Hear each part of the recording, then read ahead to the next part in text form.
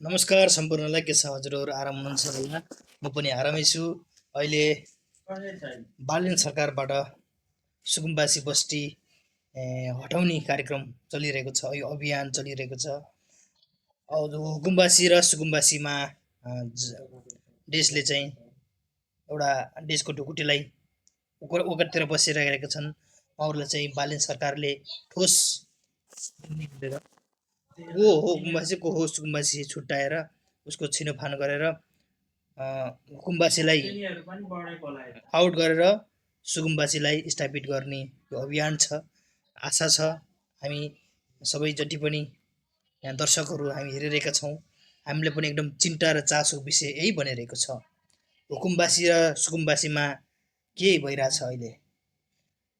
के हुकुमबासीले सुकुम्बासीको नाम लिएर राज चलाएको हुन् त? के छ कुरा?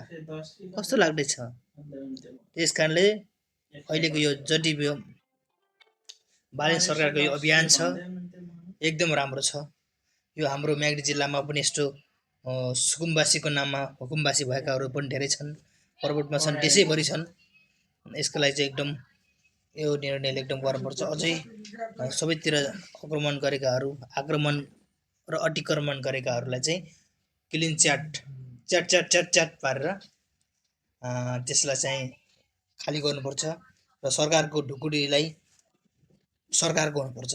व्यक्तिले राज गर्न पाइँदैन। यसमा सम्पूर्ण हामी 3 करोड नेपाली बालिन सरकारको साथमा छौँ। हामी सरकारको ढुकुटीमा राज गरेका राजगड्डाहरूलाई, भुसियाहरूलाई निकाल्नु पर्छ। यिनीहरूको करतुत देखाउनु पर्छ। असली सुकुम्बासीलाई सरकारले राट पक्कै दिनेछ। हुकुमहरूलाई चाहिँ त्यो पनि गर्नुपर्छ, यिनीहरूलाई कारबाही गर्नुपर्छ। एउटा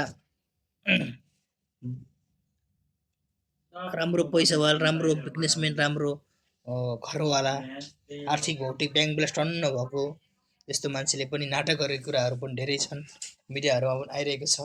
अरू कुराहरू पनि आउँदै गर्ला। त्यस कारणले यो विषयमा विशेष जानकारी दिँदै आफ्नो टोल छिमेक समाजमा पनि यस्तै खालका हुकुमबासी हुनुहुन्छ भने चाहिँ उनीहरूको लागि चाहिँ कसरी हुन्छ खबरदारी गरेर उहाँहरूलाई चाहिँ सही सम्बन्धित निकायलाई सूचना गरेर उहाँलाई चाहिँ तुरुन्त त्यो कारबाहीबाट भोग्नको लागि चाहिँ सहयोग गरौँ भन्दै आजको भिडियोबाट बिदा चाहन्छु। हस्त नमस्कार। त्यो सुकुम्बासी बस्ती शहरको सुन्दरताको दाग हो, त्यसलाई हटाउनै पर्छ। डोजर लाउने आदेश मैले नै दिएको हो।